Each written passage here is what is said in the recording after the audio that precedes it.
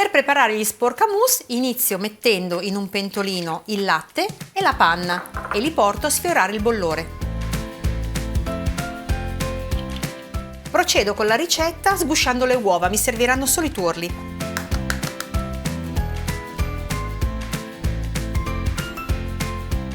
Ai tuorli aggiungo lo zucchero, la vaniglia, io utilizzo dell'estratto ma potete utilizzare anche i semini interni di una bacca, l'amido, in questo caso amido di mais, e la scorza grattugiata di un limone. Mi raccomando, prendete solo la parte colorata. Mescolo tutto e ci verso sopra latte e panna caldi.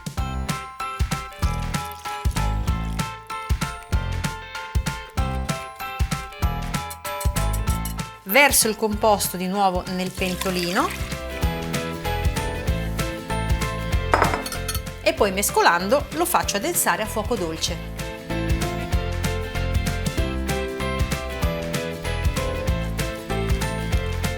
La crema si è addensata, la verso in una ciotolina e la copro con la pellicola a contatto, la lascio poi raffreddare.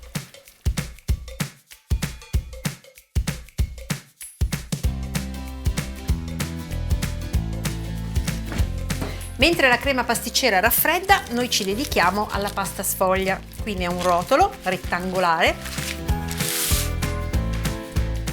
Devo ottenere dei quadratini di circa 5 cm di lato. Qui ho la mia rotella tagliapasta, prendo il mio metro e faccio dei segnetti.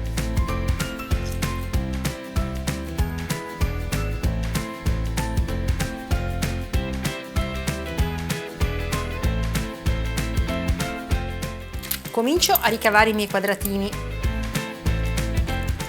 seguendo tutti i segnetti che ho preparato sulla pasta.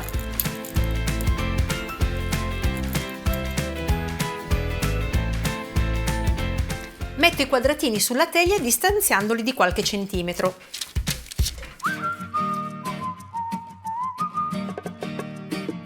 Cospargo i quadratini con lo zucchero semolato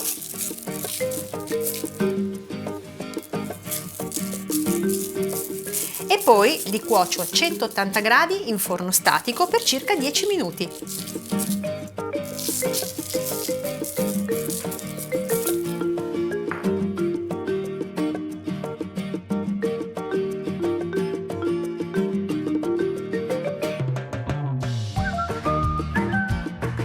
Monto la panna fredda da frigorifero perché poi la unirò alla crema pasticcera, anch'essa fredda.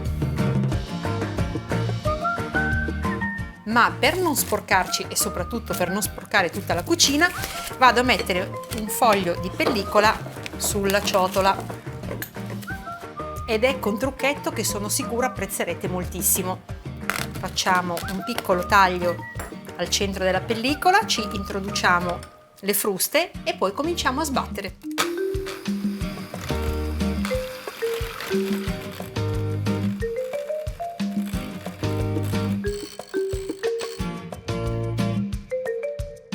Mischio la crema pasticcera con la panna montata.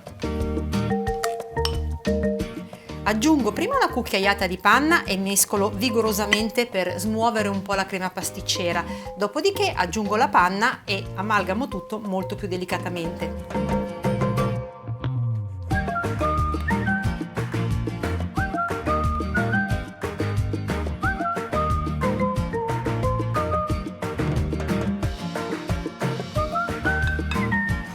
Non è meravigliosa? Ora la metto in una sac à poche e la ripongo in frigorifero a rassodare.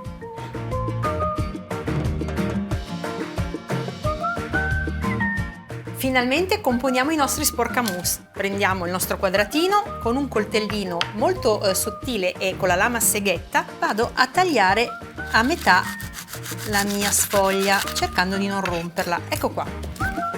Adesso teniamo la parte con lo zucchero come ultima e come base invece usiamo quella sottostante. Mettiamo un po' di crema, siate generosi, copriamo ed ecco il primo sporcamousse.